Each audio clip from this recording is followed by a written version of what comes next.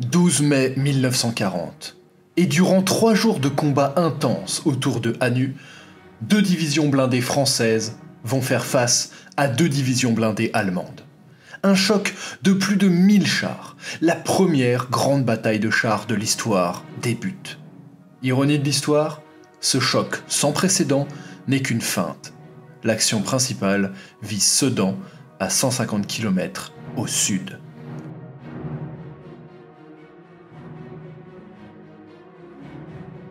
Pour attirer les armées franco-britanniques dans le piège imaginé par le général Manstein, il est indispensable pour les Allemands de monter une démonstration de force convaincante en Belgique. C'est la 6e armée de von Reichenau qui doit s'en charger. À sa pointe, un seul corps motorisé doit se faire passer pour l'entièreté de l'armée blindée allemande, le corps du général der Kavallerie Hoppner. Hoppner, ce n'est pas n'importe qui. Cet officier de 54 ans, faisant initialement partie des opposants à Hitler, participe activement à l'élaboration de la doctrine blindée allemande, et a alors déjà pu la tester et l'ajuster en Pologne. Et il faut une personne de talent pour mener ce corps, car ses ordres sont ambitieux. Franchir la Meuse et le canal Albert, puis traverser à toute bride la plaine belge jusqu'à Bruxelles et fixer le gros de l'armée française pour l'empêcher de réagir face au piège tendu au sud. Son attitude est donc condamnée à être agressive, et cela malgré des effectifs loin d'être mirobolants. Il n'a à sa disposition que 2 divisions de Panzer, la 3e et 4e, regroupant au total 650 chars, dont seulement 132 véritablement modernes, les Panzer III et Panzer IV. Dès le 10 mai, la 4e Panzer passe les 2 cours d'eau. Mais très vite, c'est l'embouteillage. La 3e Panzer est bloquée en arrière. Pas le temps d'attendre. La 4e Panzer progresse de 20 km le lendemain, à peine ralenti par quelques accrochages avec les forces belges et... Attendez, quoi ? Quelques automitrailleuses françaises ? Comment ? Les Frantais sont-ils déjà là ? Hoppner s'en inquiète. Son supérieur lui demande d'accélérer, mais il lui rétorque alors qu'il a besoin de rassembler son corps et de se ravitailler avant de se frotter à ce qu'il a identifié comme des divisions mécaniques françaises.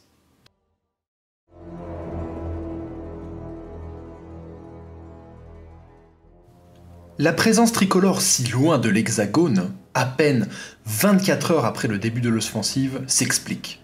Gamelin, généralissime des armées alliées, attend les Allemands de pied ferme depuis des années. Pour les contrer, il a peaufiné sa manœuvre d'Île-Bréda.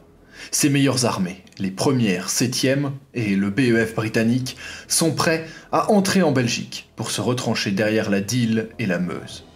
Cependant, un problème persiste. L'armée est loin d'être entièrement mécanisée. Le gros, ce qu'on appelle le gros en tout cas, l'infanterie et l'artillerie, auraient besoin de 6 jours pour correctement se retrancher.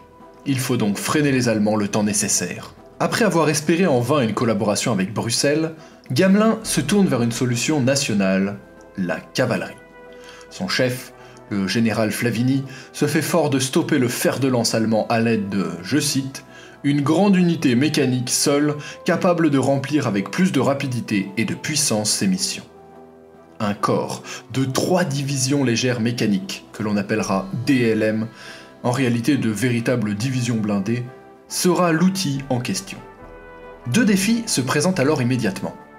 Déjà, les mettre sur pied rapidement, et ensuite, les doter d'un char puissant, nous y reviendrons. C'est ainsi qu'en mai 1940, le général Priou commande un corps de cavalerie flambant neuf. De 2 DLM, la 2e et la 3e, la première étant réservée à la montée aux Pays-Bas. Et il fait face au corps blindé de Hoppner.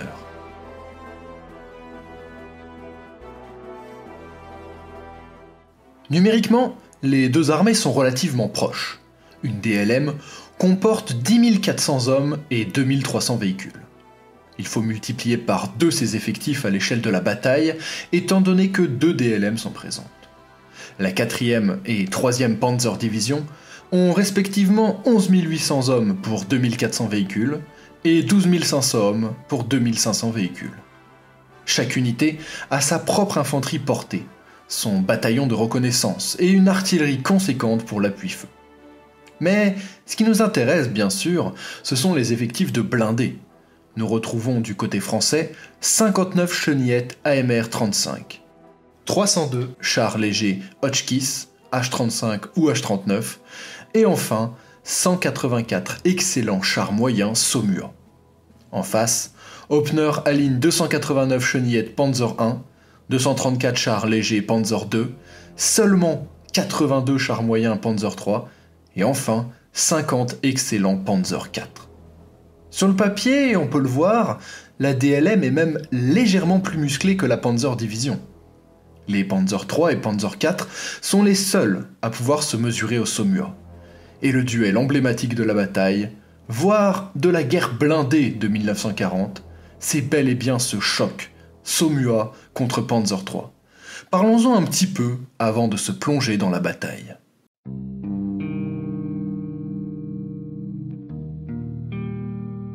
Saumur et Panzer III, frères ennemis, qui pourtant ne se ressemblent pas tant que ça, ils ont quand même des points communs. Leur origine déjà, les deux engins doivent devenir la pointe de leur armée respective et remplir un cahier des charges équilibré et polyvalent. Les deux appareils ont d'évidents parallèles. Le poids, autour de 19 tonnes, 40 km/h sur route pour 200 km d'autonomie, des aptitudes tout-terrain, un armement à la fois anti-char et anti-personnel. Pour ce qui est des différences, la grande force du Saumur est son blindage. Les Français sont les seuls à savoir mouler une tourelle d'une pièce, évitant les fragiles jointures. Ce blindage est épais, 47 à 57 mm à l'avant, en comparaison des 30 mm du Panzer III. De plus, il est partiellement incliné, augmentant encore son efficacité. Les Allemands vont devoir compenser leur manque de blindage par la mobilité. Niveau armement, le 50 mm, prévu pour le Panzer III, n'est pas disponible assez tôt pour la bataille. Donc, encore un gros avantage aux Français, avec le 47 mm qui perce tous les blindages allemands, face au 37 mm allemand qui doit s'approcher à bout portant sur les flancs d'un Saumur. Les Allemands vont devoir compenser ce manque de puissance par un tir plus rapide et une meilleure optique de visée. Cependant, la plus grande différence réside dans l'ergonomie. Le pari le plus révolutionnaire du Panzer réside dans son équipage de 5 hommes. Un conducteur, un radiomitrailleur, un pourvoyeur, un pointeur et un commandant. 3 sont en tourelle et améliorent donc grandement la réactivité du char au combat, même si cela paie en termes de masse et oblige à réduire le blindage. L'un des éléments les plus importants, c'est même sa pensée. Le Panzer est la pièce d'un collectif et non un loup solitaire comme le Saumur. Il reçoit systématiquement une radio pour opérer de concert avec son unité. Du côté du Saumur, ce n'est pas la même soupe. Il y a déjà cette fameuse tourelle monoplace. Les mots du lieutenant Bayou du 3e DLM résument pour moi tout. Nous étions complètement inconscients de l'absurdité de sa conception. Demander à un chef de peloton, dépourvu de radio et d'interphone, de commander sa petite unité, d'observer, d'approvisionner ses 2 armes, de tirer, tout ça simultanément, et dans l'ambiance tendue du combat, c'est une impossibilité matérielle. D'autant plus qu'à Anu, il manque parfois le 3e membre d'équipage, qui n'est pas rentré de permission. Alors, imaginez la panique à bord. Afin de soulager le chef de char, la France opte pour un canon semi-automatique et un mécanisme de rotation électrique de la tourelle. Mais c'est très insuffisant, d'autant que la radio n'est presque jamais présente dans ces engins, sourds et muets. On le voit, les Saumur sont mieux blindés, mieux armés, mais ils sont impossibles à coordonner efficacement et leur cadence de tir est misérable. De plus, le Saumur souffre des maux endémiques de l'industrie française. La dispersion des modèles entre constructeurs n'aide pas à rationaliser les chaînes.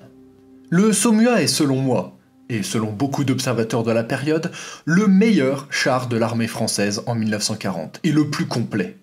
Oui, même toi, calme-toi, même si je t'aime beaucoup. Mais il n'y en a pas assez. Tout juste 430 construits. Beaucoup de dépassés H-35 et H-39 doivent équiper les unités à sa place. Alors, pour relativiser ce nombre, la situation n'est pas meilleure en Allemagne. 5 versions sont nécessaires pour arriver au Panzer IIIe que l'on nomme ici. Autour de 400 sont en service en 1940. Il n'est le meilleur dans aucune catégorie, mais son équilibre en font un marqueur de la guerre blindée. Son ossature saine et surdimensionnée autorise même par la suite une belle marge d'amélioration. 5700 seront finalement construits durant la guerre, et son châssis aura servi au remarquable canon d'assaut Stug III. Le problème n'est pas numérique, et au final même pas tant que ça matériel, mais surtout dans son utilisation.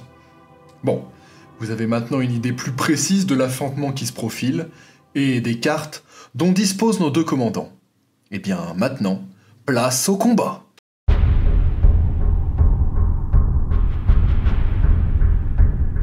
Le lieu de la bataille a déjà été choisi depuis bien longtemps. Le secteur de Hanu, à une trentaine de kilomètres en avant de la ligne de résistance principale, bloque la trouée de Gembloux entre Diehl et Meuse. Les DLM s'y rendront dès le premier jour avec un saut de plus de 100 km, puis devront le tenir jusqu'à J+6. Alors vous allez me dire, 30 km en avant de la ligne, c'est peu. Et Priou comprend qu'il ne disposera d'aucune profondeur pour un combat mobile permettant un repli échelonné. Ses ordres en découlent directement. À tous les échelons, nul chef n'a le droit d'abandonner avec le gros de ses forces la position qu'il occupe. Il va falloir combattre sans aucun esprit de recul. La force blindée est d'ores et déjà privée de sa mobilité, son plus grand atout. À cette contrainte déjà immense s'en ajoute une seconde de taille. Le front à barrer parcourt 42 km. Les 2 DLM sont prévus pour en défendre le tiers. L'état-major lui attribue bien quelques unités supplémentaires, 2 bataillons de mitrailleurs motorisés, 6 bataillons de reconnaissance et un régiment d'artillerie.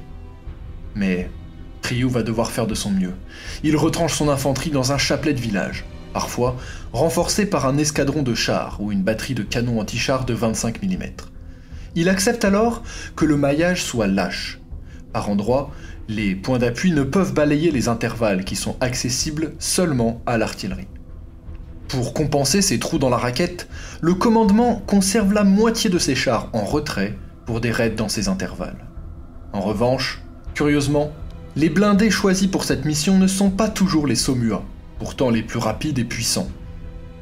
En avant, les AMD, formidables automitrailleuses 4x4 légèrement blindées et munies d'un canon de 25 mm, et des motos, sillonnent la plaine pour trouver l'ennemi. Une parfaite reconnaissance, si elle disposait de radio. Ce sont ces éléments avancés qui inquiètent Hoppner en cet après-midi du 11 mai. L'engagement s'annonce plus précoce que l'avaient prévu les 2 adversaires. Priou en est si décontenancé qu'il demande à ses supérieurs de renoncer à la manœuvre Diehl, au profit d'un déploiement sur l'Escaut, à proximité de la frontière française. La réponse est sans appel. Diehl est maintenue. Tout juste est-elle accélérée pour permettre à Priou de ne devoir tenir que 4 jours au lieu de 6. Les Français se jettent dans la gueule du loup, et avec entrain en plus. Les DLM s'alignent. De l'autre côté de la colline, Hoppner s'est vu lui aussi rejeter ses demandes d'attendre la 3e Panzer. À l'aube du 12, la 4e Panzer reprend sa marche solitaire et la bataille commence.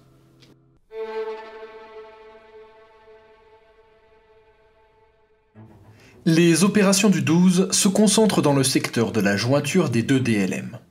Dans la matinée, les chenillettes Panzer I de tête s'approchent du village de Créhan.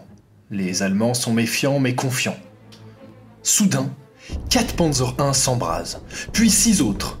19 chars français Hotchkiss H-39 et des pièces anti-chars de 25 mm viennent d'ouvrir un feu dévastateur. Durant 2 heures, le combat fait rage et l'avant-garde allemande souffre, jusqu'à ce qu'une compagnie de Panzer III surgisse et ne détruise méthodiquement 9 des H-39 et plusieurs pièces anti-chars. Le village est pris. Mais au final, presque immédiatement abandonné. La 4e Panzer est en péril et la panne sèche guette. Ses réservoirs sont à sec. Ses camions-citernes sont toujours embouteillés à l'est de la Meuse. Elle est seule, en pointe, et la 2e DLM pourrait la prendre de flanc. Par chance, pour Hoppner, Priou ne sait rien de la situation aventurée de son ennemi. Les Allemands ne se font pas prier. Dans l'après-midi, ils improvisent un largage de conteneurs en caoutchouc remplis de 30 000 litres d'essence. Une première. Ils repartent à l'assaut en fin de journée et obligent les Français à abandonner un 2e point d'appui. Depuis son observatoire, le commandant du 2e DLM assiste à la percée des panzers. Il ordonne à l'artillerie de pilonner le secteur. Effroyable.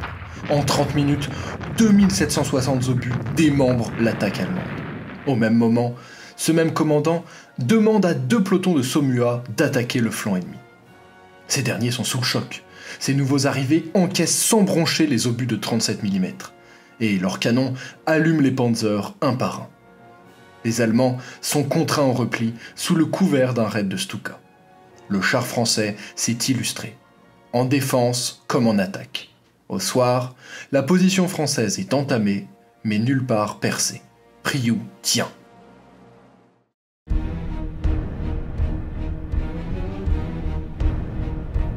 Le feu de la bataille va redoubler d'intensité en ce 13 mai. Toujours optimiste, von Reichenau veut attaquer dès le lever du jour et atteindre la Dyle dans la journée. La réalité le rattrape. La 3e Panzer arrive mais ne sera opérationnelle qu'à midi, et l'aviation autour de 11h. Va pour une attaque à 11h. L'aviation et quelques forces légères fixent la 2e DLM, alors que le gros des 2 divisions Panzer, soutenues par l'artillerie et les Stuka, s'en prennent au secteur de la 3e DLM. 600 chars se déploient sur un front d'à peine 10 km. 200 engins de la 4e Panzer chargent. Ils canardent les positions françaises et les débordent, tandis que l'infanterie se charge de les occuper. La 3e Panzer doit s'accommoder d'un terrain moins ouvert et se résigner à un assaut frontal. Les officiers combinent chars et infanterie pour attaquer les points d'appui. La souplesse d'emploi de la Panzer Division, même encore balbutiante, saute aux yeux. Les Français ne se laissent pas pour autant faire. Les blindés contre-attaquent et le choc est terrible. Les 40 Panzer III de la 3e Panzer tirent 5100 obus. Les 22 Panzer IV vident rien de moins que l'intégralité de leur magasin, soit 2200 coups. Mais alors, comment se passent les affrontements ? Après tout, nous avons devant nous le premier exemple de bataille de chars à grande échelle de l'histoire. Eh bien, individuellement, les chars allemands ne font pas le poids face aux engins français, notamment les Saumur. Mais il leur reste le collectif, là où les Français pêchent. Tandis que les Panzer I et II servent de leurre, que les rares Panzer IV équipés d'un 75 mm couvrent de loin, les Panzer III font leur boulot en manœuvrant pour tirer sur les flancs des Saumur. L'effet de masse joue son plein potentiel. A contrario, de leur côté, les Saumur sont sourds, muets et à moitié aveugles. Ils s'isolent après quelques charges, devenant piteusement de simples taureaux dans une arène que les Allemands mettent à mort un par un. Plusieurs points d'appui sont conquis, la percée est faite. Mais les Allemands sont épuisés et doivent se rétablir une dizaine de kilomètres plus à l'ouest à la nuit tombée. La 2e DLM, plutôt épargnée par les combats, doit abandonner une grande partie de son matériel, car les combattants qui doivent se replier ont été privés de leurs moyens de transport, mis à l'abri à l'arrière. Pour autant, Priou a gagné une journée supplémentaire. À l'aube du 14 mai, il doit encore gagner quelques heures. Cette fois, c'est la 2e DLM qui encaisse l'assaut adverse. On observe alors de confus combats d'arrière-garde, avec des Saumur et des AMD qui se sacrifient pour harceler les colonnes allemandes. Les Panzers sont partout. En milieu d'après-midi, ce qui reste du corps de cavalerie se réfugie derrière les lignes d'infanterie françaises qui arrivent. Voulant en profiter de la confusion, Hoppner ordonne de, je cite, pénétrer dans la position de la Dyle en même temps que l'ennemi battu. Espoir déçu, des centaines de pièces d'artillerie qui ont terminé in extremis leur installation donnent de la voix. Noyés sous les obus, la plupart des compagnies de Panzer ne parviennent même pas à se mettre en ordre de bataille et retraitent piteusement. La bataille de Hanu est terminée. Celle de Gembloux va pouvoir commencer.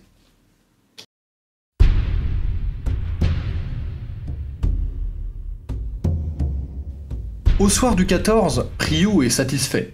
Il a rempli sa mission de couverture tout en éprouvant les griffes de l'armée de Reichenau.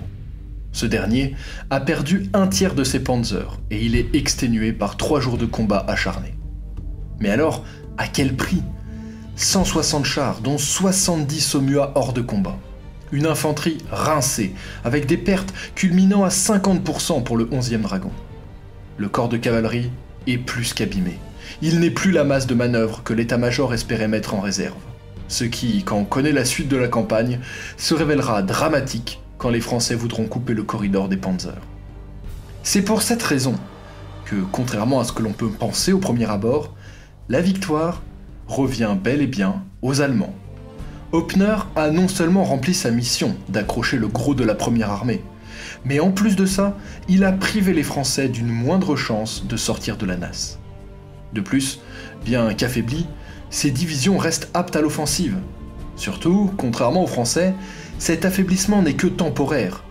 Les pièces anti-chars de 1940, faute d'un calibre suffisant, blessent les chars plus qu'elles ne les tuent. Cela explique en grande partie les photos impressionnantes de chars criblés d'obus. On en a compté 110 sur un seul engin. Par conséquent, les Allemands, qui sont maîtres du terrain, réparent 144 des 164 chars touchés et n'accusent la perte définitive que de 20 malheureux panzers, soit 3% des effectifs, contre au moins 155 côté français, soit 32%. Alors j'en suis conscient, cette analyse vient ternir l'aura que garde cette bataille auprès des passionnés français de 1940, dont je fais partie. La plus grande bataille de chars de la campagne, engageant plus de 1100 chenillés, est souvent brandie pour redonner de la fierté à notre armée et se permettre toutes les uchronies. On aurait alors la preuve de la supériorité des blindés français. On compare les DLM à des divisions Panzer à la française. On montre le soldat héroïque et l'idée d'un réseau de hérissons interarmes visionnaire. Bref, à nu passe du baume sur la terrible plaie de 1940. Alors, en soi, rien de tout ça n'est entièrement faux. Les Français se sont battus avec un courage tenace et ont élimé les griffes allemandes. Mais il s'agit d'un regard partiel, biaisé, et d'une idéalisation qui cache certains points essentiels. En réalité, un monde sépare le corps de cavalerie français de Priou et le Panzerkorps de Hoppner.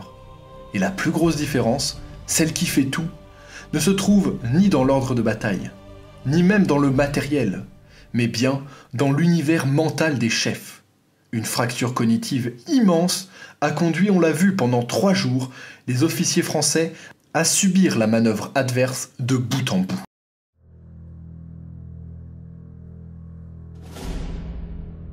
En réalité, dès le déploiement initial, rien ne prépare les Français à une victoire. L'infanterie mécanisée a été amputée de ses chenillettes et combat à pied. Toutes les rues sont barricadées, ce qui empêche les chars de sortir de leur point d'appui. Pour les Français, c'est par le feu et non la manœuvre que sont brisés les assauts. On se sert alors de nos chars au sein des points d'appui comme de la vulgaire artillerie. Cette doctrine, héritage direct de la doctrine victorieuse de 1918, a eu pour conséquence de voir, pour reprendre la citation d'un grand spécialiste de l'armée française de 1940, Stéphane Ferrard, je cite, « Le corps de cavalerie être utilisé comme une grande unité d'infanterie soutenue par des chars ». Croire que les DLM français pouvaient engager de vastes manœuvres tient dès lors de l'anachronisme. La plus grosse conclusion que l'on peut tirer de cette bataille est, pour moi, que la guerre blindée ne se résume pas à un duel entre un canon et un blindage. Le mouvement y garde la place centrale. Merci à vous pour votre attention. N'hésitez pas à me faire vos retours dans les commentaires, à partager cette vidéo autour de vous et à fabuler avec moi sur comment le désastre de 1940 aurait pu être évité dans les commentaires. Si c'est un sujet qui vous passionne, je vous invite à aller voir toutes les autres vidéos que j'ai fait sur le sujet, sur la prise du fort Eben-Emal ou sur Dunkerque. Et nous, on se retrouve bientôt avec le début des vidéos sur la société grecque. Et bien sûr, on continuera les autres vidéos sur des périodes comme celle-ci, pour votre plus grand plaisir et le mien. Et d'ici là, que l'histoire soit avec vous.